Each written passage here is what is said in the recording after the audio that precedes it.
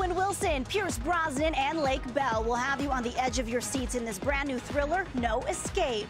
Team OK's Viviana Vigil sat down with them for a closer look.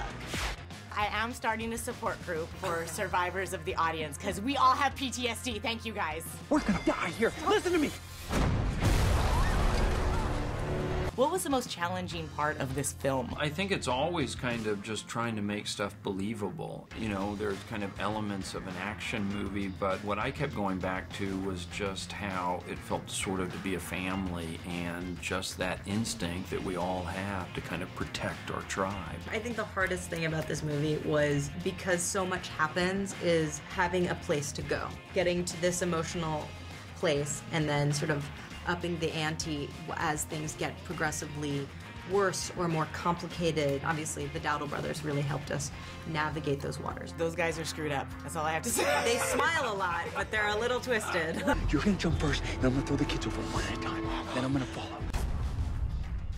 What horrible vacation did you have that prompted this story? Well, actually, my dad and I went to Southeast Asia to travel, and the day before we got to Thailand on this trip in 2006, coup actually overthrew the prime minister and the generals took over the country. So we showed up like in the immediate aftermath. As soon as I got back, Drew and I started talking about that. Yeah, it immediately became like, what's the worst case scenario? I'm the one who put your family in harm's way. I have to ask about Pierce Brosnan, James Bond, Remington Steele. This guy's a badass. What was it like to work with him? Well, it's just what you're saying. It's like, oh, there's James Bond and Remington Steele walking on the set. Except now he's doing this thing where he's doing karaoke, and he seems like he's had a few drinks. Least I can do is get you out of the bloody place.